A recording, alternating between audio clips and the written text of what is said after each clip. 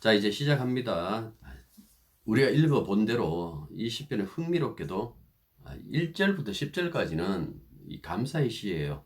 감사하는 그 마음이 가득 담겨져 있는데 11절부터 17절까지는 분위기가 바뀌어버리잖아요. 이 단식의 시로 그렇게 흘러간다라는 그 말씀입니다. 그래서 여기에 관해서 학자들의 그 다양한 이론들이 있지만은 그 무시하고요. 다만 이렇게 보셨으면 좋겠어요. 고난 가운데는 하나님과의 만남의 즐거움이 있지만, 하나님과의 만남의 즐거움이었잖아요. 1절부터 10절까지 그 즐거움이 있지만은 이 현실의 궁핍과 고통은 항상 함께 공존하고 있다고. 내가 하나님을 즐거워하고 그 교제 속에 있다 그래서 현실의 궁핍과 고통이 사라진다고 생각하지 말고 이 땅에 있는 동안 이거는 언제나 공존할 수밖에 없다라는 그 사실을 기억하면서 이 시편을 보고 또 찬송을 불렀으면 좋겠습니다. 40편에 있는 이 구절이요, 신약 성경에도 인용이 되어요. 인용이 되는데 이 요한복음 4장 34절에 보면 그 수가성 사마리아 여인 그 만나는 이야기가 나오잖아요. 제자들이 그 여인을 만날 때 제자들은 없었어요. 양식을 구하러 이렇게 성에 들어갔다가 다시 왔는데 예수님 얼굴 보면 굉장히 밝으니까 그들이 이제 양식을 구해 왔다라고 이야기를 하자 예수께서 그들에게 이렇게 말씀하신다고요. 나의 양식은 나를 보내신 이의 뜻을 행하여 그의 일을 온전히 이루는 이것이니라 라고 이렇게 얘기를 해요. 여러분들 8절 보십시오. 나의 하나님이여 내가 주의 뜻 행하기를 즐기오니 라고 이렇게 되어 있잖아요. 그러니까 이것도 암시하는데요. 이 8절을 암시해서 요한복음에서 그렇게 말하고 히브리서 10장 5절부터 10절 보면 6절부터 보십시오. 오늘 40편 6절부터 보시면 이 구절이 그대로 나와요. 주께서 내 길을 통하여 내게 들려주시기를 제사와 예언을 기뻐하지 아니하시며 번제와 속죄를 요구하지 아니하신다 하신지라. 그때 내가 말하기를 내가 왔나이다. 나를 가리켜 기록한 것이 두루마리 책에 있나이다. 나의 하나님이여 내가 주의 뜻 행하기를 즐거워하며 주의 법이 나의 심중에 있나이다 하였나이다. 이 부분을요 인용을 했고 그리스도의 십자가 희생이 갖는 근본 성격이 무엇인지 성경에 이때까지 기록되어져 있는데 성경에 제사도 요구하고 여러 가지 행위를 요구했지만은 결국 궁극적으로 이 성경 10편 40편이 얘기했던 이 부분이 결국 예수님을 지향하고 있었고 주님이 오셔서 하신 그 일에 비춰가지고 결국 이것은 예수께서 하시는 그 일로 말미암아 우리의 구원도 그리고 하나님 앞에 나갈 수 있는 그 길도 열렸다라는 그 이야기를 하고 있다라는 그 말씀입니다. 그래서 초창기 기독교는요, 초기 기독교에서는 이 시를 우리는 성금요일이라고 이렇게 안 붙여요.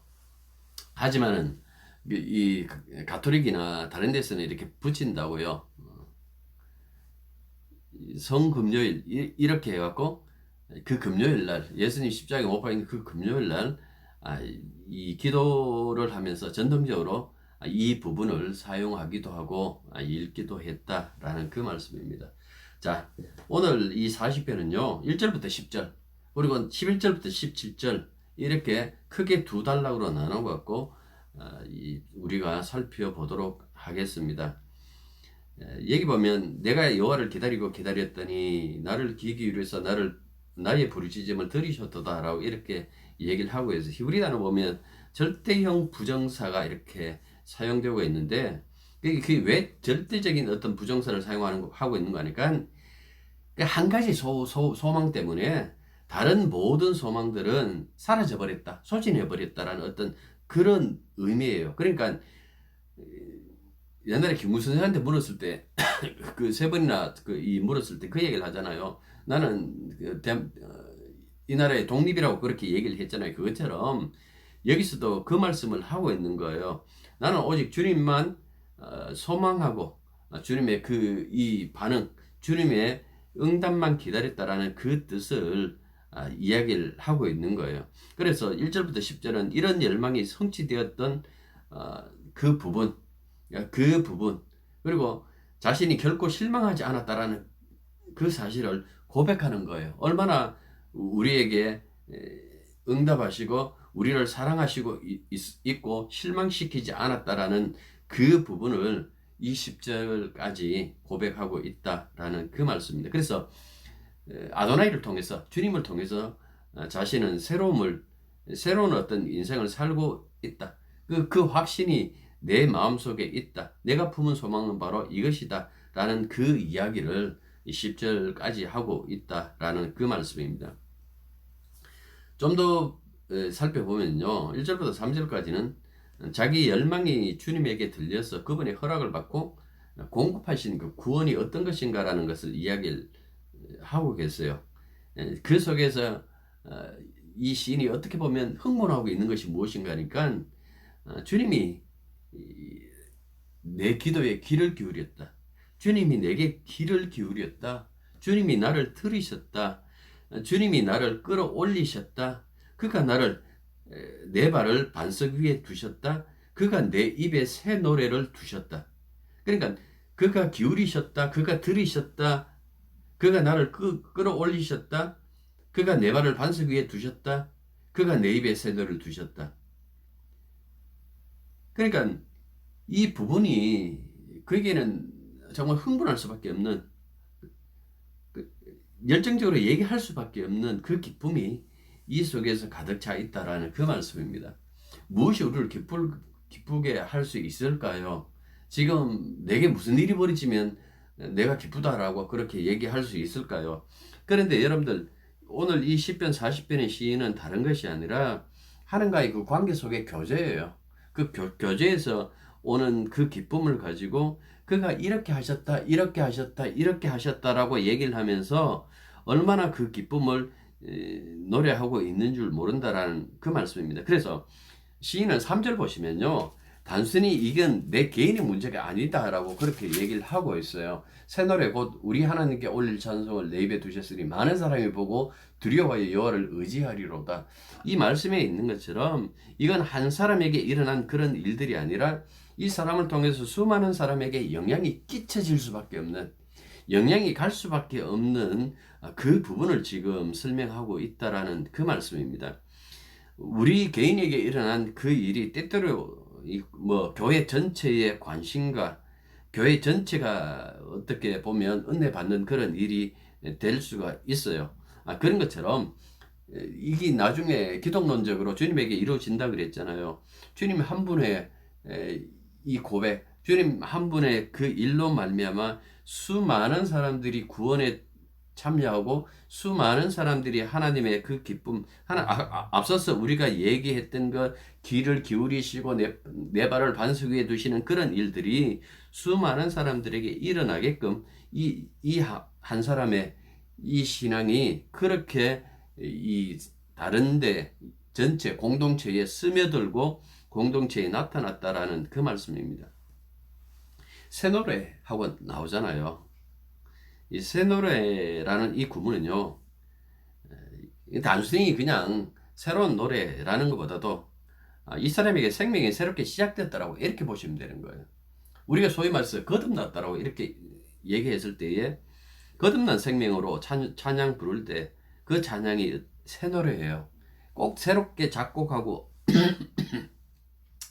새롭게 이렇게 만들어서 그런 것이 아니라 이 새로운 생명이 우리들에게 작동을 하면 그때 하나님 앞에 부르는 그 찬송이 다 새 노래가 된다라는 그 말씀입니다. 이때까지 뜻없이 부르던 그 찬송이 정말 거듭난 그 심정으로 하나님 앞에 그 가사가 다가오고 그 곡조가 다가오고 그분의 그 사랑이 막 다가올 때에 그것이 옛 노래가 아니라 새 노래가 되는 것처럼 여기서 새 노래 역시 마찬가지예요. 생명, 하나님의 생명이 이 사람 속에서 이 꿈틀거리고 있다라는 그 사실을 느끼면서 부르는 노래가 새 노래다라는 그 말씀입니다. 그래서 이 구문 새 노래 했을 때에 이사야 42장 10절을 보면 역사적인 어떤 해방, 그 이스라엘 백성들이 진정한 어떤 그 샬롬 속에 들어갈 때에, 하나님의 통치 속에 들어갈 때에 그때 부르는 그 노래를 그 새 노래라고 이렇게 얘기하기도 하고, 그 다음에 시편 91편, 98편에서는 이 제의적인 갱신이라고 제가 이렇게 써놨는데 이게 무슨 소리가 하니까 새로운 어떤 그 제사들이 그 새로운 제사, 다시 말해서 제사 드리는 어떤 그의 심정들이 달라짐을 얘기하는 거예요. 그 예배 드릴 때 그 예배 드리는 그 마음이 달라져 있는 그 모습들, 그때에 바로 이 새 노래라고 이렇게 얘기를 하고 있다라는 그 말씀입니다. 이 시편에서는 복음 안에서 간절히 소망하는 사람들에게 위대한 새로운 삶을 열어주는 그것을 언급하는 데 이 새 노래가 사용되는 거예요. 그래서 주님의 생명을 간절히 소망하는 이 사람들에게 주님이 들어주시고 그들에게 응답하시는데, 그때 동원되는 이 구문이 바로 새 노래라는 이 단어다라는 그 말씀입니다. 자, 그리고 여기에 이 시편에 여러 가지 이렇게 단어들, 특히 이 동사들이 이렇게 동원되어 있는데요. 여러분들 이 찬송을 이렇게 보면서 모든 것이 새로워지고 모든 것이 다시 시작할 수 있는 것, 이렇게 생각하면 가장 먼저 항상 이스라엘과 관련돼서 여러분들 기억해야 될 것이 무엇인가 하니까 출애굽 사건이에요. 그래서 십계명에서도 보면 그냥 10가지 계명을 안 던진다고요. 당신을 어떻게 얘기를 합니까? 내가 너희들 애굽의 종되었던 그 땅에서 인도해 낸 여호와로다 라고 하고 난 다음에 계명을 주신다고요. 그러니까 이 서론이 너무나 중요하기 때문에 유대교에서는 그게 일계명이라고 그렇게 봐요. 다른 걸 합쳐버리고 그걸 일계명이라고 그렇게 본다고요. 그래서 우리가 여기서 새로운 것, 이렇게 새로운 어떤 해방, 새로운 자유, 새로운 생명이라고 얘기를 했을 때 구약 성경에서는 무엇을 생각해야 되는 거 하니까 바로 출애굽 사건을 생각하고, 신약에서는 뭘 생각해야 될까요? 한 가지밖에 없죠. 십자가. 그 영원한 그 출애굽 사건, 그 십자가 사건을 우리가 생각하는 것처럼 여기서도 이 출애굽 사건을 기억하고 그것을 암시하고 그것을 생각해야 되는 거예요. 연구하니까 이 뒤편에 보면 그들이 신음하잖아요. 부르짖기도 하고 하는데, 출애굽기 2장에 보면 1장 2장에 보면 그들이 얼마나 고생하는지 그 고통하는 것을 하나님 앞에 아랜다고요. 근데 하나님께서도 그들에게 들으시고 보시고 그 다음에 생각하시고 기억하시고 아브라함과 이삭과 야곱과 맺은 그 언약을 기억하시고 그리고 그 다음에 행동으로 옮기신다고요. 그러니까 이런 것들을 생각해 보면서 우리가 시편 40편을 보는 것이 좋겠다라는 그 말씀입니다. 물론 출애굽기에는 새 노래라고 이렇게 구문으로 설명하지 않아요. 하지만 그 모세의 노래 보십시오. 모세의 노래, 그 다음에 그 잠시 이어지는, 그 다음에 아주 짧게 붙어져 있는 미리암의 노래, 여기 보면 하나님이 어떤 일을 하셨는지 장차 우리를 당신의 성서로 인도하신다라는 그 사실을 이야기를 하면서 그 종살이 했던 그 이집트의 땅이 아니라 이젠 홍해를 건너와서 새로운 출발이 담겨져 있는 그 심정들이 그 노래 속에 다 심겨져 있다라는 그 말씀입니다. 그래서 이스라엘의 모든 절기, 모든 제사, 모든 예배 속에서는 항상 하나님의 그 구원의 역사가 중심이 되어가지고 그 구원의 역사를 가지고 찬양하고 제사 지내고 축제하고 예배 드리고 그렇게 살아가는 민족이다라는 그 말씀입니다.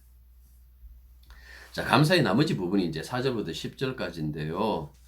새로운 생명으로 인도해 주시는 이 건져내면서 생겨나는 이 세 가지 고백이 구성이 되어져 있어요. 4절부터 5절 보십시오. 여호와를 의지하고 경건한 자와 거짓을 치우치는 자를 돌아보지 아니한 자는 복이 있도다. 여호와 나의 하나님이여, 주께서 행하신 기적이 많고 우리를 향하신 주의 생각도 많아 누구도 주와 견질 수가 없나이다. 내가 널리 알려 말하고자 하나 너무 많아 그 수를 셀 수도 없나이다 라고 이렇게 얘기를 하고 있잖아요. 내가 주님을 의지했던 거다고. 주님을 의지하지 않는 사람들 하고 적절하게 이렇게 대조해요. 이 대조를 통해 갖고 자신이 받은 그 은혜가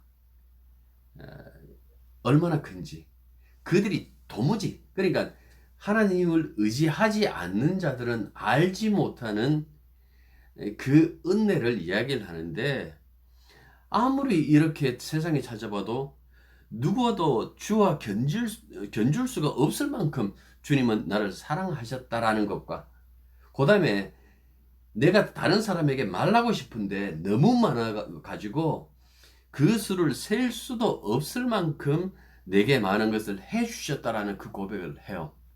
그러니까 예수 믿는 사람들이 특히 함께 교회 나오도 어떤 사람은 그냥 형식적으로 나오잖아요. 그냥 앉아 있어요. 다른 사람들 그냥 얼굴 보고 한 주 동안 있었던 그 일을 하고 가는, 어떤 근하게 왔다가 가는 사람이 있는가 하면, 말씀을 통해 가지고 하나님께서 우리에게 베풀어 주신 그 엄청난 은혜와 그 사랑을 다시 되씹는 사람들이 있잖아요. 그래서 이 되씹는 것을 가지고 다른 사람들에게 얘기해 주려고 해도 너무 많다라는 그 얘기예요. 그만큼 여기서 이 시인이 감사하고 있는 이 부분들은요, 그냥 우리 단순히 그냥 감사합니다, 흥금봉투에 오늘은 또 뭐라고 감사 쓰지 라고 뭐 이렇게 생각하는 것이 아니라, 정말 진심으로, 예? 자기 온몸과 온 마음을 다해 가지고 얼마나 내가 감사하고 있는지를 고백하고 있다라는 그 말씀입니다. 자, 두 번째, 새로운 상황이잖아요. 시인은 좀 더 깊이 이렇게 묵상에 들어간다고요. 그래서 하나님이 왜 우리를 구원하셨을까? 왜 우리들에게 새로운 생명을 주셨을까? 무엇을 원하시기 때문에 그렇게 하셨을까라는 그 설명하는 대로 이렇게 나가서 뭐라고 얘기를 하는가 하니까, 주님은 더 이상 제사와 예물을 원하지 않으신다라고 이렇게 얘기를 해요. 이사야 1장을 우리가 지난 예배입니까? 아무튼 최근에 이사야 1장 이렇게 한번 살펴봤잖아요. 거기 보면 굉장히 이 진노하시고 분노하시는, 너희들 제사하지 마라, 찬송도 하지 마라, 듣기 싫다라는 그렇게 말씀하신다고요. 왜 이렇게 할까라는 그런 생각을 우리가 그때 되돌아봤는데요. 여기서도 역시 마찬가지예요. 제사와 예물을 원하지 않으신다라는 것은 제사와 예물 말고 하나님이 진짜 원하시는 것이 있다라는 그거잖아요. 그러니까 습관적으로 늘 예배에 참석하는 사람, 그 사람 비난 안 받아요. 교회 나왔으니까 그냥 나와가지고 기도도 하고 그냥 자기 하는 역할을 해요. 교회에서 자기가 해야 되는 그 역할도 하고 그렇게 나오는데, 그 습관적인 그 행위에 대해서 누구도 탓하질 않아요. 나왔으니까 잘했다라고 그렇게 다들 생각하겠지만은, 그런데 하나님께서는 그것을 부적절한 것으로 인식할 수도 있다라는 그 말씀이에요. 네 인생 속에서 새 노래가 나와야 되는데 너는 습관적인 어떤 그 행동밖에 없구나. 제가 늘 하는 얘기 중에 하나가 익숙함은 믿음은 아니다 라고 했던 그 말처럼, 그들은 그 익숙함으로 접근하고 익숙함으로 나왔지만은 하나님 앞에 새 노래로 부르는 그 예배는 아니다 라는 그 얘기예요. 그럼 도대체 어떻게 해야 될까요? 7절 보십시오. 그때에 내가 말하기를 내가 왔나이다. 나를 가리켜 기록한 것이 두루마리 책에 있나이다. 이 말씀을 가만히 한번 되시고 보십시오. 나를 가리켜 기록한 것이 두루마리 책에 있나이다. 이게 뭘까요? 하나님이 원하시는 것은 그 제물이 아니에요. 그 제사가 아니고, 그 형식적으로 드리는 그것이 아니라 당신, 너를 원한다라는 그 얘기. 이 이야기를 예수님께서 바로 자신에게 이렇게 적용하잖아요. 그래서 우리가 주님의 제자 혹은 주님의 사람으로서 그리스도 예수 안에 있을 때에 과연 우리가 하나님께 무엇을 드렸을 때 하나님께서 기뻐하실까라고 했을 때, 우리도 주님처럼 우리 자신을 드리는 것을 하나님께서 기뻐하실 수밖에 없다라는 그 말씀이죠. 그 이야기가 7절이에요. 내가 말하기를 내가 왔나이다. 내가 제물입니다. 내가 제물로 왔습니다라는 그런 의미가 여기에 담겨져 있어요. 그 다음 주에 8절이죠. 나의 하나님이여 내가 주의 뜻 행하기를 즐겨하오니 주의 법이 나의 심중에 있나이다 하였나이다. 이렇게 말씀하고 있어요. 더욱더 자세히 말하잖아요. 새로운 순종, 짐이 아니라 기쁨으로서의 토라, 기쁨으로서의 그 율법, 그 받아들이는 그 일에 참여하고 있다라는 그 말씀입니다. 세상은 편견과 억압 속에 있잖아요. 세상은 내가 무엇이 되어야만 이 세상이 그래 넌 좀 필요로 하구나, 내일 시험 치는 애들도 다 그렇게 생각할 거 아니에요. 어느 성적 나와야 내가 세상에 필요한 사람이 되겠구나라는 그런 생각할 것 아니에요. 성적이 정말 개판이고 성적이 정말 안 나오면 이 세상에 나를 필요로 할까? 그래서 목숨 끊는 애들 가끔씩 나타나는데 보면 그거 보면 속이 뒤집어지잖아요. 이 나라가 어떻게 보면 정말 못할 짓 하고 있어요. 다음에 누가 대통령이 나오면요. 진짜 이 교육, 이 시험 이거 뒤집어 엎어야 되는데 이거 누구도 지금 하지도 못하고 있는 거예요. 이거 건드리면 큰일 날 것처럼 그러니까 누가 완전히 뒤집어 가지고 정말 성적이 행복순위 뭐 행복은 성적순이 아니잖아요. 라는 그 영화 혹은 그 노래에 있는 것처럼 진짜 성적과 상관없이 누구나 행복할 권리가 있다라는 예. 아무리 시험을 못 친다 할지라도 행복할 권리가 있다라는 것을 그것을 사회적으로 이렇게 나눠야 되는데요. 그렇죠. 예수님께서 우리들에게 무엇을 해주신 것 같아요? 능력 줘갖고 자 이제부터 율법 지켜라. 여러분들 그거예요. 내가 성령 보내줄 테니까 그 성령을 통해서 율법대로 한번 살아봐라. 그거예요.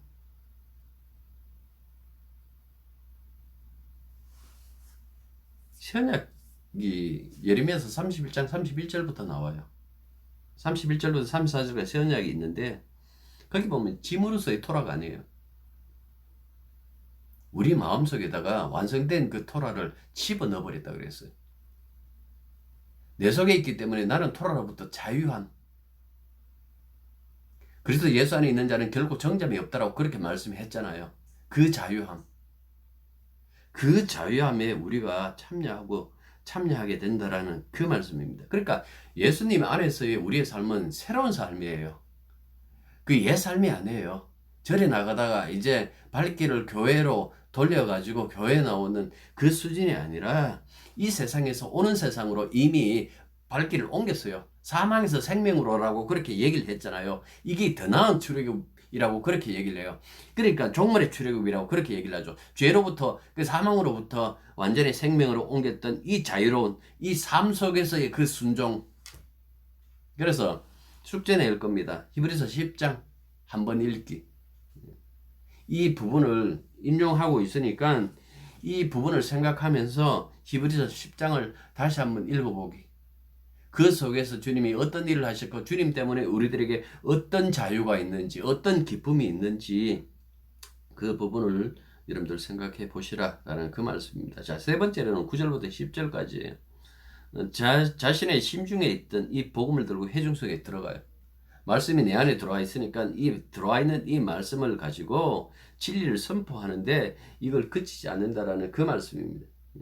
그래서 10절 보면 내가 주의 공의를 내 심중에 숨기지 아니하고 주의 성실과 구원을 선포하였으며 내가 주의 인자와 진리를 많은 회중 가운데서 감추지 아니하였는데 예수님께서 오셔가지고 그분이 입을 열어서 하나님 말씀을 계속해서 전하잖아요. 내가 내 말을 하는 것이 아니다. 아버지의 말씀이다라고 그렇게 얘기를 해요. 그렇게 얘기를 하는 것은 말씀이 그 안에 있어서 그럴 수밖에 없다라는 그 말씀이죠. 사도 바울 역시 마찬가지잖아요. 그 속에 주님의 말씀이 들어가니까 그가 감히 멈출 수 없는 그 발걸음과 그 가는 곳마다 복음을 전파하는 그 사도 바울의 그 삶을 우리가 복음서를 통해서 우리가 이 사도행전이나 이 서신서를 통해서 많이 보고 있다라는 그 말씀입니다. 그래서 9절 보십시오. 내가 많은 회중 가운데서 의의 기쁜 소식을 전하였나이다. 의의 기쁜 소식 그랬어요. 복음이잖아요. 그 다음에 10절도 보십시오. 내가 주의 인자와 진리를 많은 회중들에서 감추지 아니해. 주의 인자와 진리라 그랬어요. 인자와 진리. 주님의 인자와 그 진리. 여러분들 이것을 사람들에게 감추지 아니하였다. 그만큼 어떻게 보면 이 시인의 마음속에 이 기쁨이 들어와 있다는 것을 우리가 알 수 있죠. 자, 11절부터 17절까지는 구원의 은총을 비는 기원이라고 이렇게 볼 수 있어요. 그런데 이 후반부 분위기는 마치 1절부터 10절은요. 진짜 좋은 꿈을 이렇게 꾸고 행복해하고 있다가 눈 뜬 것, 눈을 떴더니 아픈 내 현실이 그냥 있는 거예요.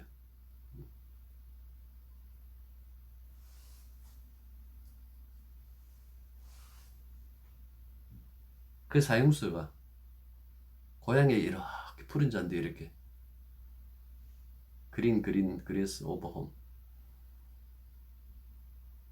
그 푸른 잔디 이렇게 봤는데요. 그게 사형수에 결국은 자기가 그 묻히는 그 이야기가 거기 담겨져 있는 것처럼 현실에서 깨어난 것처럼 당황스럽다라는 그 말씀입니다. 후반부 모티브가 뭐냐 하니까 건져달라는 거예요. 이 고난에서 고통에서 나를 건져 주십시오라는 현실적인 강구예요. 그래서 마지막에 보면 10절 보십시오. 지체하지 마소서 하고 그렇게 결론으로 이렇게 어우러져 있다라는 그 말씀입니다. 12절은 죄로 인한 낙심. 구원의 기쁨인사는 무슨 죄로? 우리가 역시 마찬가지죠. 해도 참 내 몸이 붙어 있는 것처럼 이 머리카락보다 더 많은 그 죄로 인한 어떤 그 낙심이 올 때도 있다라는 그 말씀입니다. 아무리 그리스도 예수 안에서 자유롭다 할지라도 이 악한 영들이 장난치면요 좌절하기도 해요. 그런 모습으로 이렇게 여러분들 보시면 되겠습니다. 그 다음에 14절부터 15절까지는 하하하 하면 웃죠. 이건 예수님께서 이 십자가에 달렸을 때도 이렇게 조롱 받습니다만은 대적들의 어떤 그 조롱. 그러나 이 예수님은요 그들에게 형벌 내려달라고 소리 안 해요. 저들을 용서해 주십시오라고 그렇게 얘기를 하고 있죠. 이 논리적으로 보면요 뒤편이 앞에 와야 되고 그리고 그다음 앞에 우리 1절부터 10절이 뒤로 가고 이렇게 끝나면 참 좋은데 이거는 논리적으로 보면 거꾸로 돼 있잖아요. 먼저 세도를 부르고 그 다음에 보면 그 뒤에서 죄와 불평하는 어떤 그 모습이 나타나는 것은 이게 논리에 순서에 잘 안 맞다라는 그 말씀입니다. 그런데 이걸 이렇게 한번 생각해 보십시오. 우리 인생이라는 것이 획일적이질 않아요. 그리고 우리 인생이라는 것이 쭉 뻗은 어떤 직선처럼 일관성이 있는 것도 아니다라는 그 말씀입니다. 뒤죽박죽이죠. 카오스죠. 그러니까 안팎이 막 이렇게 서로 이동을 하죠. 구원의 기쁨을 노래했다가도 그냥 죄 때문에 두려움과 절망에 사여서 이렇게 탄식하기도 한다라는 그 말씀입니다. 이 두 가지가 섞여져 있는 것은 우리가 이 육체로 살아가고 있는 한은 어쩔 수가 없다라는 그 말씀입니다. 16절 보시면 주를 찾는 자는 다 주 안에서 즐거워하고 기뻐하게 하시며 주의 구원을 사랑하는 자는 항상 말하기를 여호와는 위대하다 하게 하소서. 믿음으로 산다고 날마다 새 노래를 찬양하는 그런 경우는 없더라라는 그런 측면에서 이게 지금 소원이잖아요. 이 소원을 이렇게 얘기를 하는 거예요. 그러니까 내 인생이 항상 이렇게 기쁨만 있는 것이 아니다. 인생이 연약해요. 그리고 우리의 믿음도 연약해요. 그래서 항상 자주 우리의 믿음이 아니다. 주님의 믿음이다 라고 하고 주님의 그 믿음에 우리가 기대는 그 이유도 이것 때문이에요. 우리의 육신이 연약하고 믿음이 연약하고 마음이 연약해서 우리가 이렇게 간구할 수밖에 없고 이런 경우의 삶을 살아갈 수밖에 없다라는 그 말씀입니다. 17절 보십시오. 나는 가난하고 궁핍하오나 주께서는 나를 생각하시오니 주는 나의 도움이시오. 나를 건지시는 이시라. 나의 하나님이여 지체하지 마소서. 결론적으로 한 기도입니다. 그런데 여기 보면 주님이 나를 생각한다. 이 부분은 여러분들 놓치지 마십시오. 예수님께서 우리들에게 그렇게 얘기를 하셨잖아요. 공중에 나는 새도 들풀도 먹이시고 입히신다라는 그 말을 하면서 너희는 머리털까지 다 세신 바 되었다 라고 이렇게 말씀했어요. 우리 머리털까지 다 세신 바 되었다라고 이렇게 얘기를 하셨어요. 누가 우리 머리털까지 다 세신 바가 우리 머리털까지 세셨을까요? 하나님께서, 하나님 아버지께서. 그러니까 우리가 하나님 아버지의 기억 속에 남아있다. 우리의 이름을 잊지 않고 계시다. 그렇기 때문에 우리들에게 주신 그 생명이 얼마나 은총인지요. 지금 당장 숨쉬고 아무런 일 없이 사는 그런 자원 말고 여러분들 영원히 변함없는 그 생명 한번 생각해 보십시오. 우리 처음에 만났을 때보다 참 서로들 보면 나이 든 티가 나잖아요. 어느새 저도 늙어버렸는데요. 여러분들 이렇게 그 사람이 변한다 할지라도 전혀 영향받지 않는 하나님의 생명이 우리 안에 속사람 그랬잖아요. 그 하나님의 생명이 우리 속에 들어있다라는 그 말씀입니다. 그거는 그 어떤 자도 건드릴 수 없는 그 영원한 예, 그 생명이 우리 속에 있다라고 그렇게 말씀하고 있는 거예요. 예수님의 부활로 확인되었잖아요. 예수님의 부활은요, 우리의 미래예요. 그러니까 예수님처럼 우리도 부활되어 그 종말의 그 생명, 그 영광, 그것을 느껴요. 주와 함께 그분을 섬기면서 그분과 함께 영원한 생명을 누리는데요. 이거는 그 누구도 끊을 수 없는 그 은혜다라는 그 말씀입니다. 자, 이런 은혜 받은 우리들이 어떻게 살아야 될까라고 묻는다면 로마서 12장 1절과 2절 읽고 기도하고 마치겠습니다. 그러므로 형제들아 내가 하나님의 모든 자비하심으로 너희를 권하노니 너희 몸을 하나님이 기뻐하시는 거룩한 산 제물로 드리라. 이는 너희가 드릴 영적 예배니라. 너희는 이 세대를 본받지 말고 오직 마음을 새롭게 함으로 변화를 받아라. 하나님의 선하시고 기뻐하시고 온전하신 뜻이 무엇인지 분별하도록 하라. 무슨 의미인지 아시겠죠? 세상 따라 살지 말고 세상의 그 길 따르지 말고 주님이 가신 그 길, 이 세대에 본받지 말고 오직 주님 보받으며 살아라 라는 그 말입니다. 기도하겠습니다. 40편에 담겨져 있는 그 엄청난 사랑과 그 은혜를 우리가 기억하게 해 주십시오. 비록 주님의 사랑 안에 살아간다 할지라도 이 땅에서 여러 가지 고난과 고통과 고민과 약함들이 드러날지라도 우리가 소망으로 가지고 있는 그 영원한 생명, 그 주의 나라는 그 어떤 세력도 그 어떤 것도 주님으로부터 우리를 끊을 수 없다라는 그 사실을 알게 해 주셔서 우리가 이 땅에 있는 동안 우리의 몸을 주님처럼 산제사로 하나님께 드릴 수 있는 그런 성도들이 되게 도와주옵소서. 예수님 이름으로 기도드립니다. 아멘.